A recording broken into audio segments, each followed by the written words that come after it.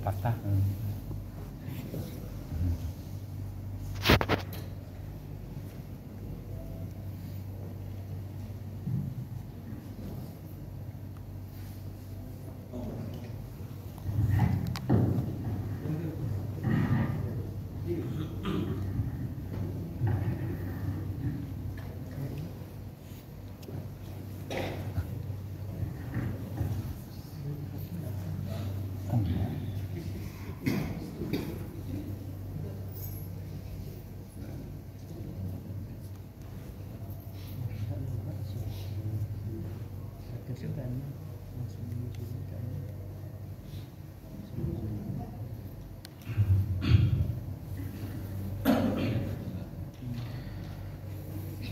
أعوذ بالله من الشيطان الرجيم. بسم الله الرحمن الرحيم. السلام عليكم ورحمة الله وبركاته.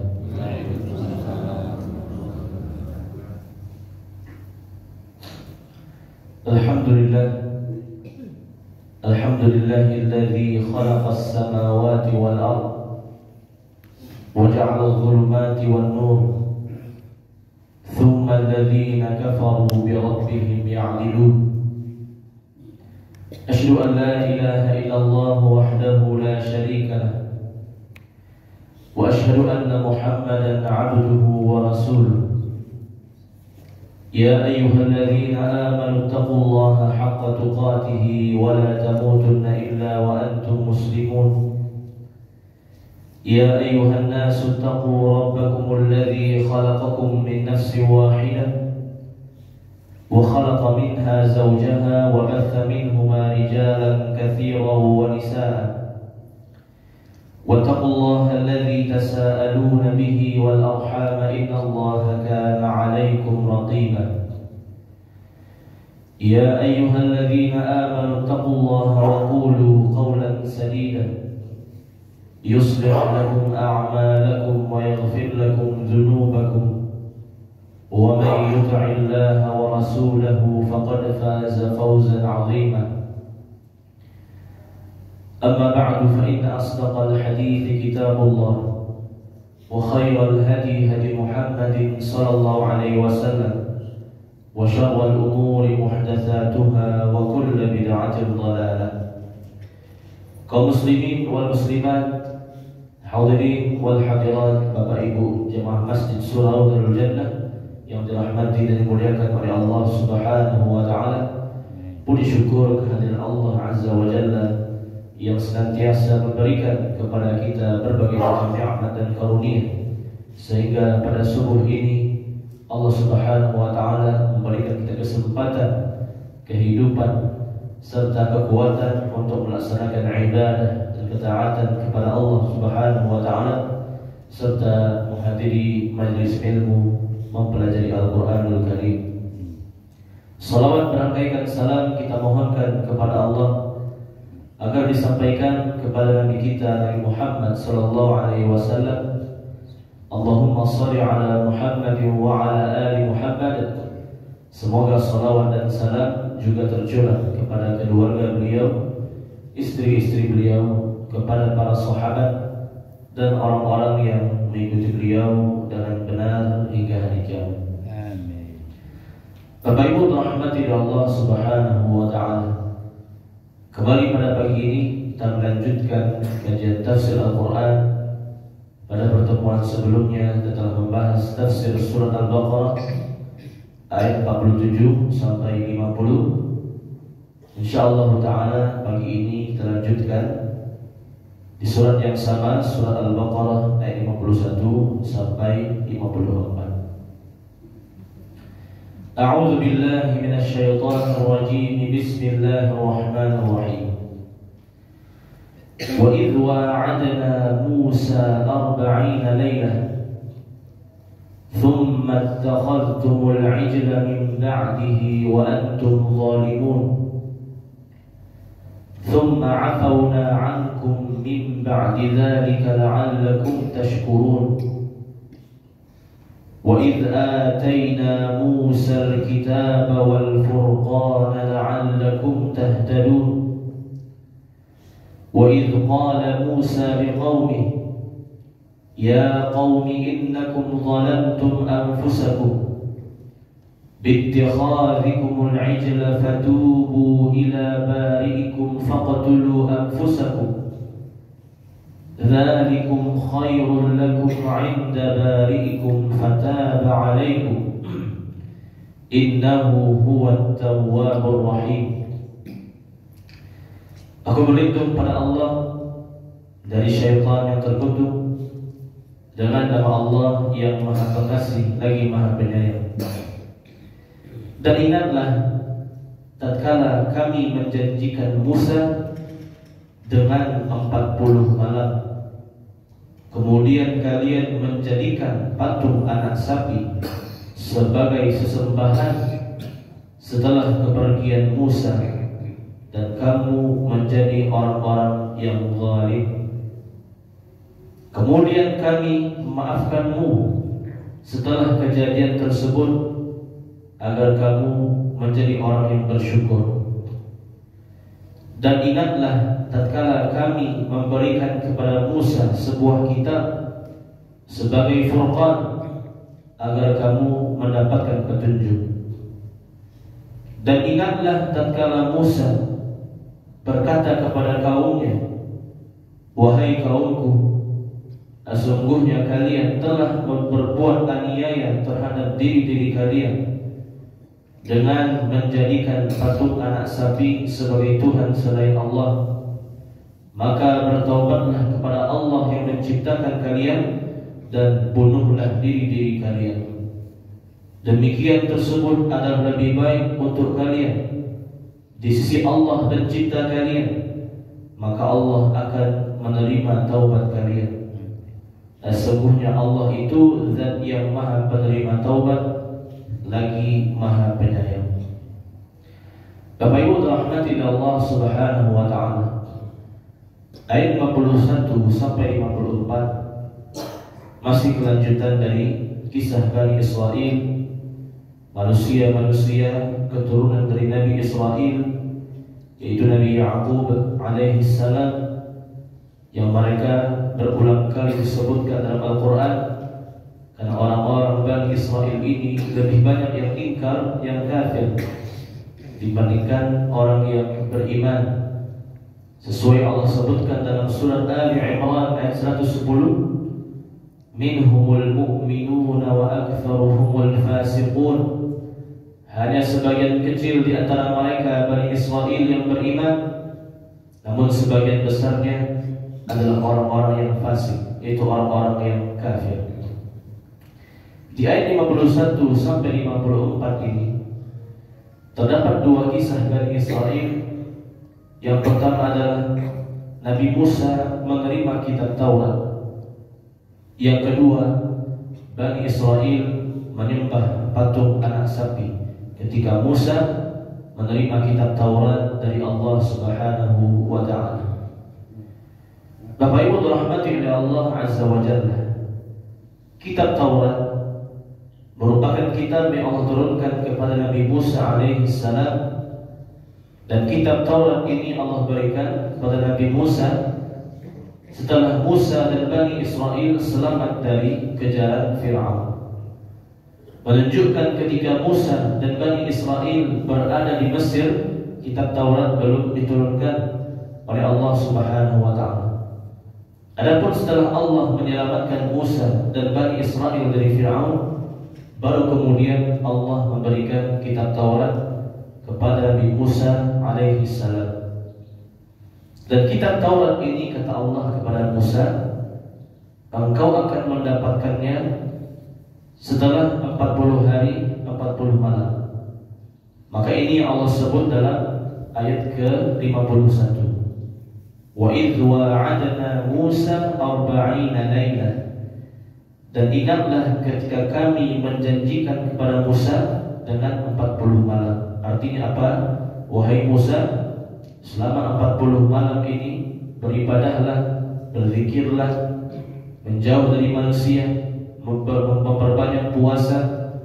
Begitu syarat dari Allah Subhanahu wa ta'ala. Ketika telah genap 40 hari, maka pergilah ke Bukit Tursina. Disitulah engkau akan menerima sebuah kitab, yaitu Taurat. Dalam surah Al-A'raf, Allah Subhanahu wa ta'ala juga berfirman, "Wa wa'adna Musa 30 lailah wa atmamnaha bi'ashrin fatamma miqatu rabbih 40 lailah." Dan kami berikan janji kepada Musa dengan 30 hari, kemudian kami tambahkan 10 hari lagi, maka sempurnalah menjadi 40.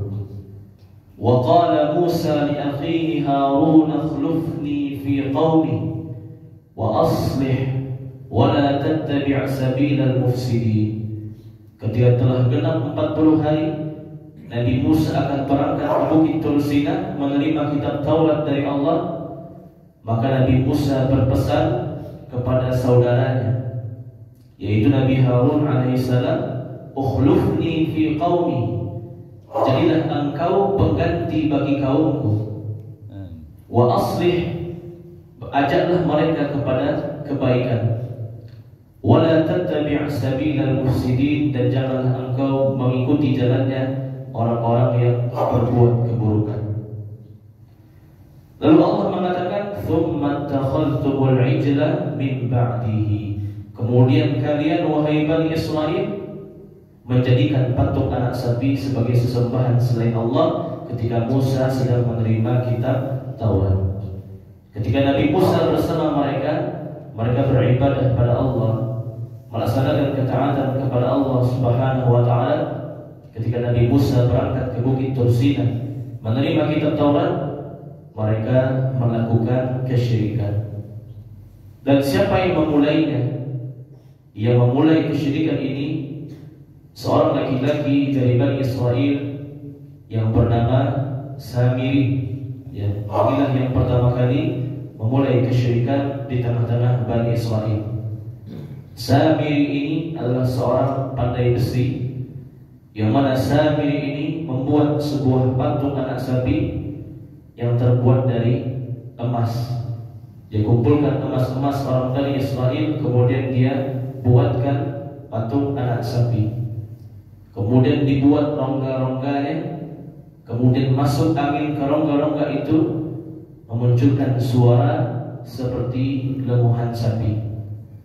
Dan Samiri ini semenjak di Mesir dia adalah orang yang kafir, tidak beriman pada Allah. Dia hanya bergabung dengan Bani Israel hanya untuk selamat dari Fir'aun. Namun pada dasarnya dia tidak beriman kepada Allah. Dia juga menyembah patung di zaman itu. Dan dia menjadi fitnah, menjadi ujian bagi Bani Israel ketika itu. Tatkala Musa pergi ke Bukit Tursina menerima kitab Taurat dari Allah Subhanahu wa ta'ala. Lebih-lebih Samiri ini memang seorang yang suka menipu, pandai berbicara, sehingga banyak Bani Israel yang tertipu dengan Samiri ini. Apa kata Samiri ketika Musa telah pergi? Dia buat patung itu. Dia katakan kepada Bani Israel, "Hadza ilahukum wa ilahu Musa fanasi." Wahai Bani Israel, ini adalah Tuhan kalian. Patung anak sapi ini adalah Tuhan kalian, dan Tuhannya Musa juga. Musa sebenarnya juga menyembah patung anak sapi. Fanasiya, kan tapi Musa lupa menyampaikan kepada kalian untuk menyembah Tuhan ini. Maka dia sampaikan pesan kepadaku untuk menyembah patung anak sapi. Luar biasa, yang muncul sebagai fitnah, ujian bagi Bani Israel. Dan bahkan orang Bani Israel lebih percaya kepada Samiri ini dibandingkan kepada Nabi Harun alaihissalam. Nabi Harun sudah peringatkan kepada kaumnya, "Ya qaumi innama futintum bi." Wahai kaumku, kalian telah ditipu oleh Samiri ini. "Wa inna rabbakumur rahman fattabi'uni wa ati'u amri." Wahai kaumku, Tuhan kalian bukan patung patung anak sapi ini, tapi ada Allah Subhanahu wa taala yang Maha Pengasih. Ikutilah aku, jangan kalian tertipu dengan sapi ini. Namun sayang sekali, orang-orang Bani Israel sebagian besarnya telah tertipu. Mereka lebih untuk mengikuti Samiri dibandingkan oleh Nabi Harun alaihissalam. Disebutkan dalam beberapa riwayat sampai 70.000 orang yang dari Bani Israel itu mengikuti Samiri, menyembah patung anak sapi yang terbuat dari emas. Adapun 12.000 orang lagi masih kokoh imannya, mentauhidkan Allah, mengikuti Nabi Harun alaihissalam. Bapak Ibu rahmati Allah Subhanahu wa taala. Di tempat yang lainnya, Nabi Musa alaihissalam menerima kitab Taurat dari Allah Subhanahu wa taala. Wa idh atayna Musa al-kitaba wal furqana la'allakum tahtadun. Dan ingatlah tatkala kami memberikan kepada Musa sebuah kitab, yaitu Taurat, sebagai furqan, pembeda antara hak dengan yang batil, pembeda antara tauhid dan syirik, pembeda antara yang halal dengan yang haram. La'allakum tahtadun, agar kalian Bani Israel mendapatkan petunjuk dari Allah Subhanahu wa taala. Dan kitab Taurat ini turun secara sekaligus kepada Nabi Musa dari awal sampai akhirnya. Seluruh kitab selain Al-Quran itu turun sekaligus kepada masing-masing Nabi dan Rasul. Hanya Al-Quran yang berbeda. Al-Quran turun berangsur-angsur kepada Rasulullah SAW selama 23 tahun, 13 tahun di Makkah, 10 tahun di Madinah. Adapun kitab-kitab sebelum Al-Quran, Taurat kepada Musa, Zabur kepada Daud, Injil kepada Nabi Isa, Suhuf Ibrahim kepada Nabi Ibrahim alaihissalam, maka itu turun sekaligus dalam satu waktu kepada masing-masing Nabi dan Rasul. Ketika Musa telah menerima kitab Taurat dari Allah, maka Musa ingin segera kembali kepada kaumnya. Nabi Musa memiliki firasat buruk. Jangan-jangan kaumnya akan melakukan perbuatan-perbuatan yang dimurkai oleh Allah Subhanahu wa taala. Karena memang begitu sifat Bani Israel. Nabi Musa sangat tahu bagaimana sifat, karakter dan watak dari orang-orang Bani Israel yang mereka melakukan perbuatan yang dimurkai oleh Allah. Kemudian Allah bertanya kepada Musa, "Wa ma a'jalaka 'an qaumika ya Musa?" Wahai Musa, mengapa engkau terburu-buru untuk kembali kepada kaummu Bani Israel? Qala hum ulai 'ala athari wa 'ajiltu ilaika rabbi litarda. Nabi Musa hanya mengatakan pada Allah, "Wahai Allah, kaumku itu adalah tanggung jawabku dan aku akan senantiasa mencari ridha-Mu." Qalu lan nabraha 'alaihi 'akifina hatta yarji'a ilaina Musa. Orang-orang di Bani Israel mengatakan, kami tidak akan percaya kepadamu wahai Harun sampai Musa datang kepada kami. Maka Allah mengamini apa yang terdapat dalam hati Nabi Musa alaihissalam, karena Allah Maha mengetahui apa saja yang ada dalam hati manusia. Maka Allah mengatakan, benarlah wahai Musa, segera kembali kepada kaummu, karena kaummu telah terfitnah, tertipu dengan seseorang yang bernama Samiri. Faraja'a Musa ila qaumihi ghadbana asifa. Maka Musa segera kembali kepada kaumnya Bani Israel. Ketika sampai kepada orang-orang Bani Israel, Nabi Musa melihat pemandangan yang sangat membuatnya marah dan emosi sekaligus sedih. Musa kembali kepada kaumnya, mereka sedang beribadah, berdoa kepada patung anak sapi yang dibuat oleh Samiri. Ghadbana asifan. Musa sangat emosi dan marah melihat kejadian tersebut. Wa alqal alwaha wa akhadha bi ra'si akhihi yajurruhu ilaihi. Saking emosinya Nabi Musa, kitab Taurat yang sedang dipegang oleh Musa dilemparkan oleh Musa. Kemudian Musa tanpa bertabayun langsung menemui saudaranya Harun, kemudian menjambak rambutnya, menarik jenggotnya. Wahai Harun, apa yang terjadi ini? Ceritakan kepadaku. Mengapa engkau biarkan Bani Israel melakukan kesyirikan, sedangkan aku telah berpesan kepadamu untuk berdakwah, membimbing Bani Israel ini sepeninggalku pergi ke Bukit Tursina menerima kitab Taurat dari Allah Subhanahu wa taala. Memang begitu sifat Nabi Musa. Nabi Musa itu sifatnya temperamen, emosi, ya, pemarah. Padahal Harun itu adalah saudara tuanya. Harun itu adalah abang kandung dari Nabi Musa alaihissalam. Namun Musa qadarullah, ya, sudah sangat emosi dan marah, maka Musa melemparkan kitab Tauratnya dan menarik kepala dari Nabi Harun alaihissalam. Nabi Harun orang yang lebih tenang, lebih kalem, lebih penyabar dibandingkan Nabi Musa alaihissalam. Kata Harun, "Ya Musa, la ta'khudh bi lihyati wa la bi ra'si." Wahai Musa, sabarlah engkau, lepaskan dulu tanganmu dari rambutku dan dari jenggotku. Inni khasyitu an taqula farraqta baina bani Israil wa lam tarqub qawli. Kalau orang-orang Bani Israel melihat kita bertengkar, maka mereka akan mentertawakan kita, dan kita tidak bisa menyampaikan kebenaran kepada orang-orang Bani Israel. Dalam ayat yang lainnya, Nabi Harun alaihissalam mengatakan kepada Musa, "Ya Musa, sungguhnya aku sudah menyampaikan kepada mereka, wa kadu yaqtulunani." Tapi apa yang aku sampaikan tidak membuat mereka beriman, tidak membuat mereka percaya. Mereka menghinaku, mengolok-olokku. Wa kadu yaqtulunani.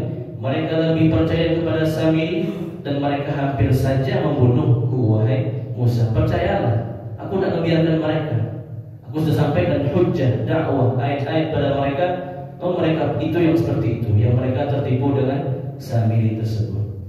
Maka Nabi Musa mulai menenangkan dirinya, menurunkan emosinya, dan Nabi Musa berdoa kepada Allah Subhanahu wa taala. Sudah terjadi khilaf menyalahkan saudaranya Harun. Nabi Musa berdoa kepada Allah, qala rabbighfirli wa li akhi wa adkhilna fi rahmatika wa anta arhamur rahimin. Wahai Allah, ampuni dosaku, dosa saudaraku Harun. Masukkanlah kami ke dalam rahmat-Mu, dan Engkau adalah Zat yang Maha Pengasih lagi Maha Penyayang. Walamma sakata an Musa al-ghadab akhadha al-alwah. Ketika Musa telah reda emosinya, Musa minta maaf kepada Harun dan kembali mengumpulkan alwah, lembaran-lembaran Taurat yang telah dilemparkan oleh Nabi Musa alaihissalam sebelumnya. Bapak Ibu dirahmati oleh Allah Azza wa Jalla, ketika Musa telah kembali merapikan lembaran Taurat, Nabi Musa mendatangi seluruh Bani Israel, mengumpulkan seluruh Bani Israel, bertanya kepada Bani Israel, wahai Bani Israel, apa yang telah kalian lakukan?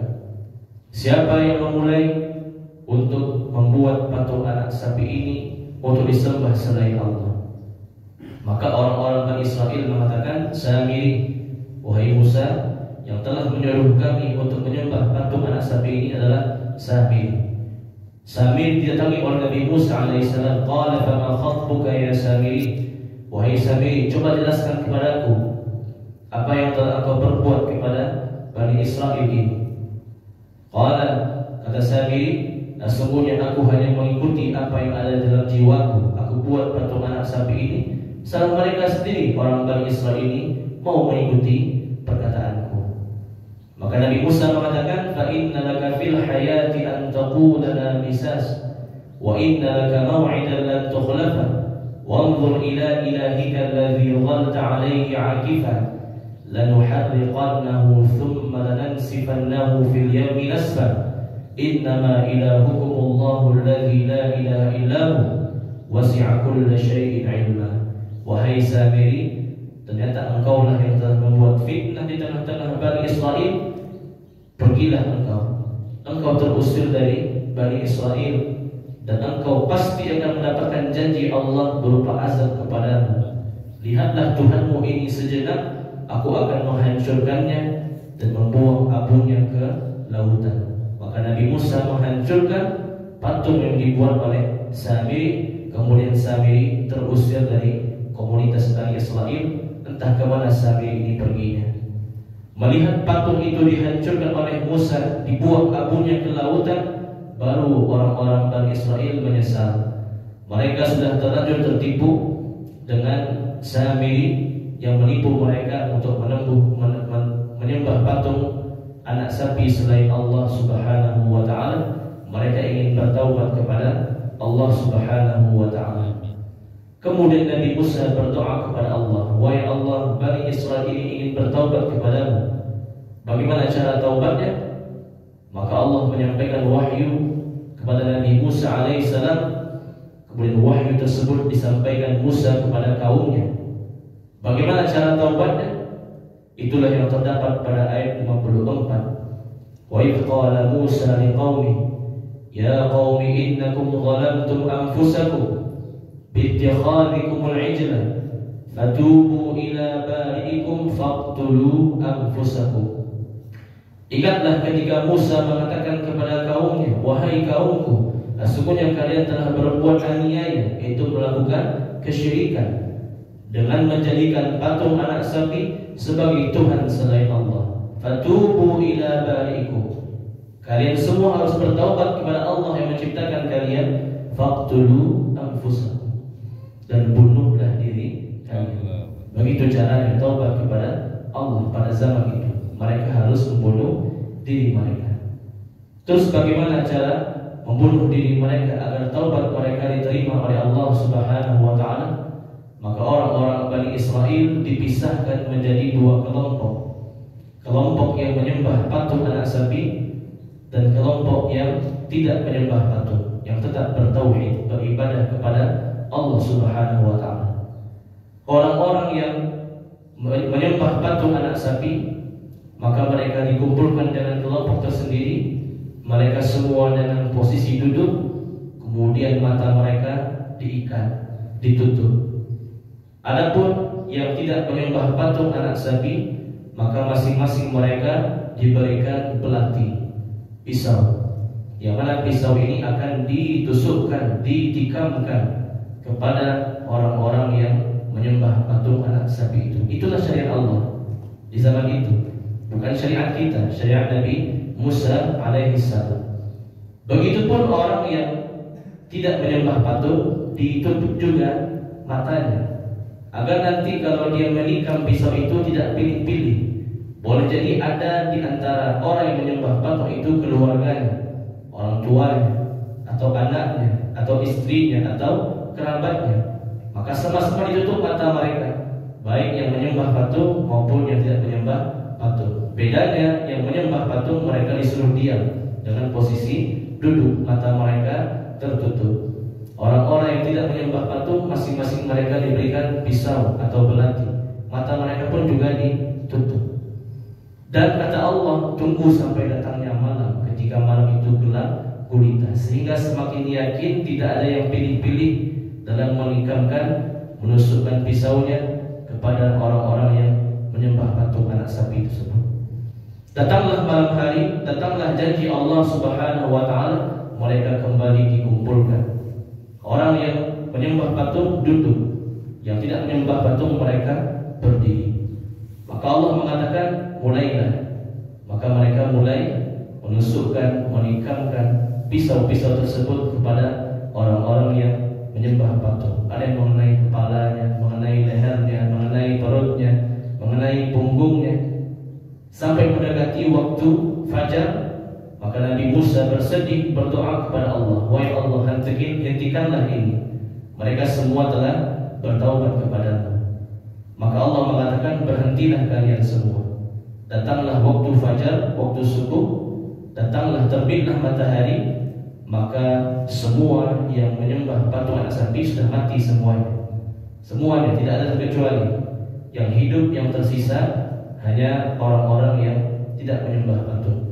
Fataba alaikum, maka Allah menerima taubat dari kalian semua. Karena orang-orang yang menjadi hukuman itu semuanya ikhlas karena Allah. Innahu huwat tawwabur rahim. Sesungguhnya Allah itu Maha penerima taubat lagi Maha penyayang. Bapak Ibu dirahmati Allah Subhanahu wa taala, inilah kajian tafsir kita pada pagi ini. Pelajarannya adalah Nabi Musa alaihissalam menerima kitab Taurat setelah selamat dari kejaran Fir'aun. Yang kedua, Nabi Musa menerima kitab Taurat setelah 40 hari Nabi Musa beribadah, berzikir, berpuasa atas perintah dari Allah Subhanahu wa taala. Yang ketiga, sebelum Musa pergi, Musa telah menitipkan Bani Israil kepada Nabi Harun alaihi salam. Kemudian Nabi Musa menerima kitab Taurat secara sekaligus dari Allah Subhanahu wa taala di Bukit Tursina. Namun seperti Musa, Bani Israil melakukan kesalahan yang besar kepada Allah. Mereka menyembah patung anak sapi yang dibuat oleh Samiri. 70.000 orang Bani Israil mereka menyembah patung, 12.000-nya mereka tetap bersama Nabi Harun alaihissalam mentauhidkan Allah. Ketika Musa kembali kepada kaumnya, Nabi Musa sangat marah dan emosi. Kemudian Nabi Musa mencari Samiri, mengusir Samiri, menghancurkan patung tersebut, membuang abunya ke lautan. Kemudian orang-orang Bani Israil menyesal, meminta taubat pada Allah Subhanahu wa taala. Namun Allah memberikan syarat, faqtulu anfusakum.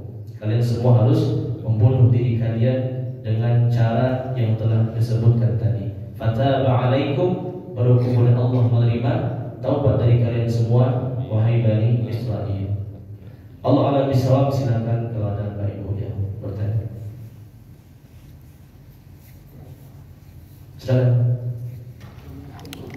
Waalaikumsalam warahmatullahi wabarakatuh. Kita kenal dengan Nabi Musa itu kan kemana-mana. Bagaimana? Latihan komandan ya. Apa yang sama dengan Taurat atau enggak? Ya, Allah alam bisawab ya. Kitab Taurat itu adalah satu kitab yang utuh yang Allah berikan kepada Nabi Musa alaihissalam, yang di dalamnya terdapat perintah-perintah dan larangan. Ya, adapun ten itu Allah alam bisawab, apakah itu bagian dari Taurat atau tidak? Ya, karena perintah kepada Nabi Musa alaihissalam bukan hanya 10. Kita lihat di Al-Quran itu banyak. Wa idh akhadna mitsaqa bani Israil wa idh akhadna mitsaqakum wa idh akhadha Allahu mitsaqa bani Israil. Ingatlah tatkala kami mengambil janji dari Bani Israil. Dan kalau kita hitung itu lebih dari 10. Boleh jadi 10 commandment tersebut adalah apa yang dibuat-buat oleh Bani Israil. Karena Bani Israil itu punya kebiasaan untuk mengubah ayat-ayat Allah. Dan Taurat itu kitab yang utuh, yang besar isinya. Sama seperti Al-Quran yang kita lihat sekarang, begitu juga Taurat itu seperti itu tebalnya. Dan Taurat yang ada sekarang itu Taurat yang sudah diubah-ubah, yang dipalsukan. Ada 4 Taurat sekarang. Dulu cuma 1 Taurat itu, kemudian diubah-ubah oleh Bani Israil menjadi 4 atau 5 atau 6. Termasuk 10 Commandment tersebut, yaitu hanya buatan dari orang-orang Bani Israil. Jelas Taurat itu seluruh isinya itu adalah perintah dan larangan dari Allah. Itu bukan hanya 10. Ya, Allah Subhanahu. Silakan, Bu. Apakah Bukit Tursina itu yang diabadikan dalam surat At-Tin? Yang kedua, apakah umat Nabi Musa yang disebut Bani Israil itu apakah ada kaitannya dengan negara Israel yang sekarang baru memerangi Palestina itu? Terima kasih, Pak. Baik. Dalam surat At-Tin Allah berfirman, "Wat-tini waz-zaitun wa turi sinin." Demi buah tin dan buah zaitun, dan demi bukit Tursina. Memang itu dia. Bukit Tursina itu adalah bukit yang membatasi antara daerah Syam dan daerah Mesir. Dan di situ kebanyakan para nabi dan rasul terdahulu menerima wahyu dari Allah Subhanahu wa taala. Disebut dengan Turu Sini, Bukit Tursina atau Bukit Sinai dalam bahasa Indonesia. Itu adalah bukit atau gunung yang membatasi antara negeri Syam dengan negeri Mesir. Dan Bukit Tursina itu masuk ke Syam sebenarnya, namun di zaman sekarang masuk kepada wilayah administrasi negara Mesir. Kenapa bukit itu diberkahi? Karena banyak nabi dan rasul dulu sebelum Nabi Muhammad SAW menerima wahyunya di Bukit Tursina itu. Maka dia bukit yang diberkahi. Dan di Bukit Tursina itu ada juga sebuah masjid yang disebut dengan Masjid Tur, Masjid Bukit Tursina. Dan masjid ini adalah salah satu masjid yang di akhir zaman tidak akan dimasuki oleh Dajjal. Sesuai dengan hadis Rasulullah SAW, Dajjal itu akan mengelilingi seluruh permukaan bumi, memasuki seluruh tempat kecuali 2 kota dan 4 masjid. Adapun 2 kota yaitu kota Makkah dan kota Madinah.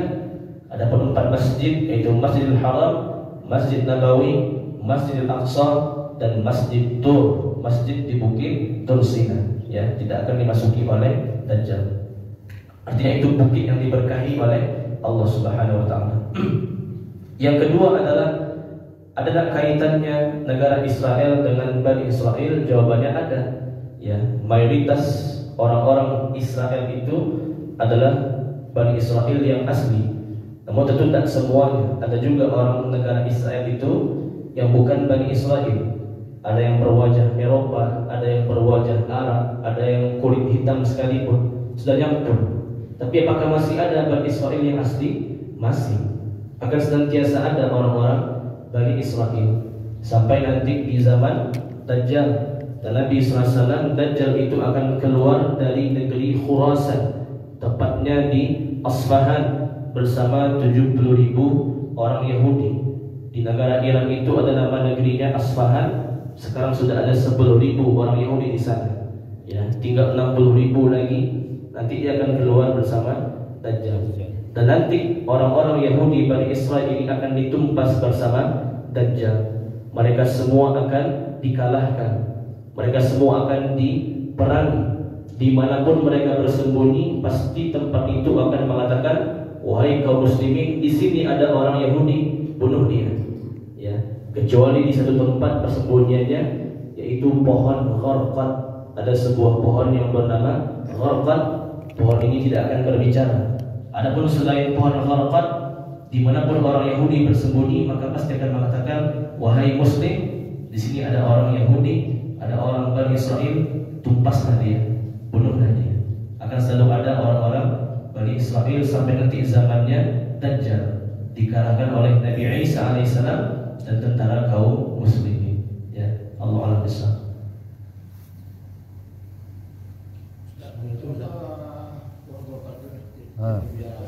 Gimana?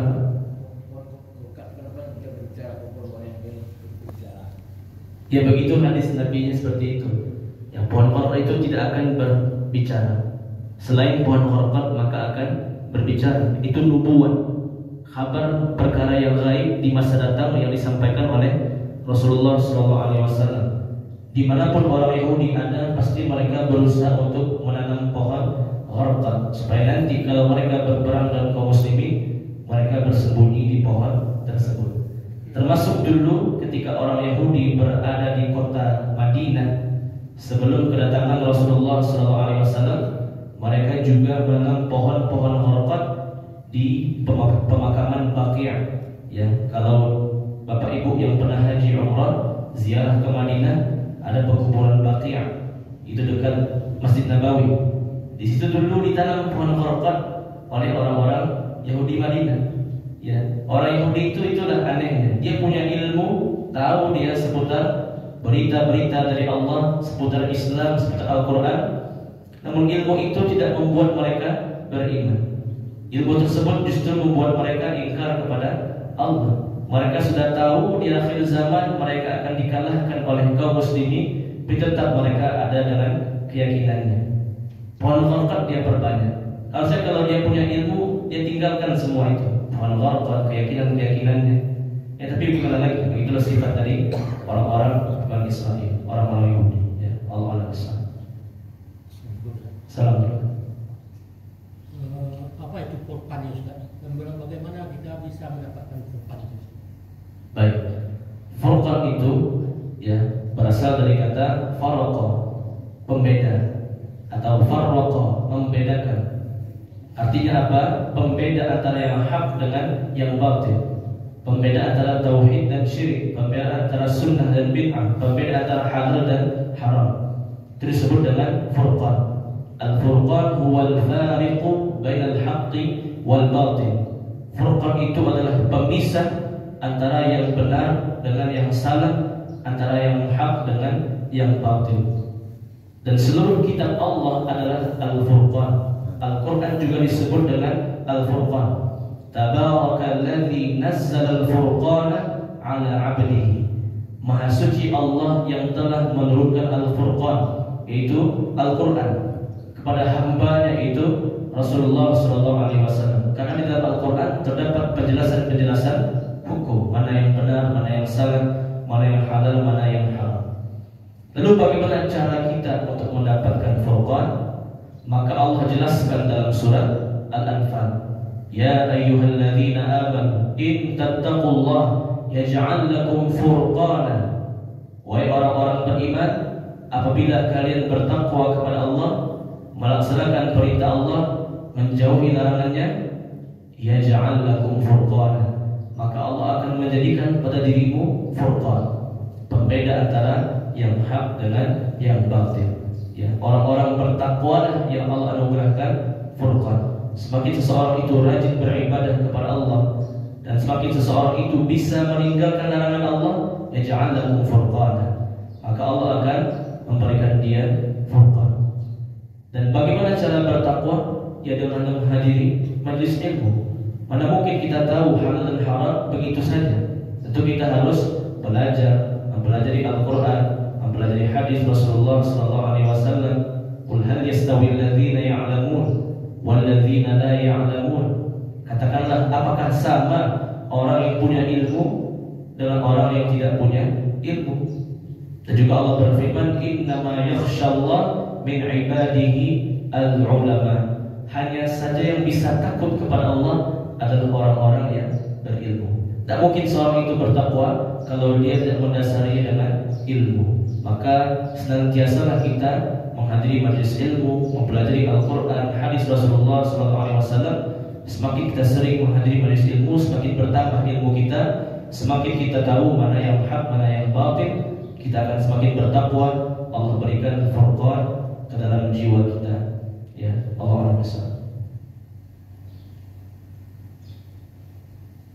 Assalamualaikum Ustaz. Waalaikumsalam. Ya. Saya menanya, apa itu ad-dukhan? Dukhan. Ad-dukhan. Ad-dukhan. Ya.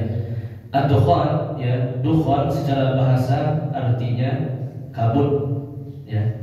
Dan dukhan ini secara istilah syar'i ada dua. Yang pertama dukhan di zaman Rasulullah SAW. Yang kedua dukhan di akhir zaman sebagai tanda kiamat. Adapun dukhan di zaman Rasulullah SAW terjadi pada tahun 8 Hijriah ketika Fathu Makkah, penaklukan kota Makkah. Penaklukan kota Makkah tahun 8 Hijriah, kota Makkah berhasil direbut oleh pasukan kaum muslimin. Berubahlah Makkah dari sebelumnya negeri kafir menjadi negeri Islam. Mengapa terjadi dukhan? Karena kaum muslimin yang datang ke Makkah dalam jumlah yang banyak, mereka semua berkuda. Akhirnya kota Makkah dipenuhi dengan kabut saking banyak kuda yang masuk ke kota Makkah. Itu dukhan yang terjadi di zaman Rasulullah SAW. Dan juga nanti akan terjadi dukhan di akhir zaman sebagai tanda kiamat besar. Dukhan ini muncul ketika Nabi Isa alaihissalam telah wafat.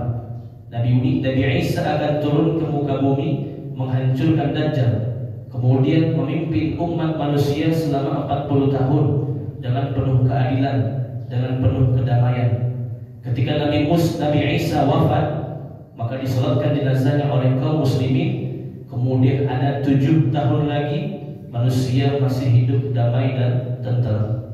Setelah 40 tambah 7 tahun, maka mulailah terjadi perubahan-perubahan alam yang merupakan tanda dekatnya hari kiamat. Yang pertama kali muncul adalah dukhan, kabut yang menutupi seluruh permukaan bumi.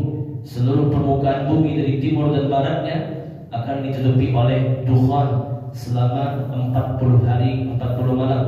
Kata Rasulullah SAW, dukhan, kabut itu akan menutupi seluruh permukaan bumi 40 hari 40 malam.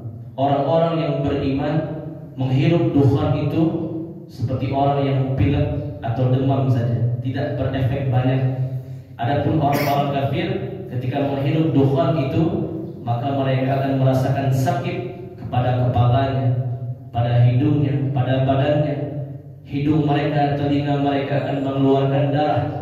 Dan orang-orang kafir itu ada yang meninggal dunia dengan sebab dukhan yang terjadi selama 40 hari 40 malam. Adapun orang-orang beriman diberikan karunia oleh Allah, mereka selamat dari dukhan itu. Ketika mereka menghirup dukhan, maka mereka hanya merasakan seperti orang yang demam atau orang yang pilek. Itu dia yang dimaksud dengan dukhan. Gimana? Covid beda. Covid itu disebut dengan wabah atau wabah penyakit, atau disebut dengan ta'un, penyakit yang menyebar. Dan ta'un, wabah itu telah terjadi di setiap zaman, bukan tanda kiamat. Kalau dukhan itu memang sekarang langit itu cerah, ada mataharinya. Dukhan itu memang gak muncul cahaya matahari, tertutup semuanya, gelap gulita. Ya, karena dukhan yang sangat tebal terjadi selama 40 hari 40 malam. Sebagai azab bagi orang kafir, adapun bagi orang beriman hanya seperti sakit biasa. Ya, Allah Maha Besar. Baik, kita cukupkan. Mudah-mudahan bermanfaat. Subhanakallah bihamdik, asyhadu an la ilaha illa anta, astaghfiruka wa atubu ilaik. Billahi taufiq wal hidayah. Assalamualaikum warahmatullahi wabarakatuh. Waalaikumsalam.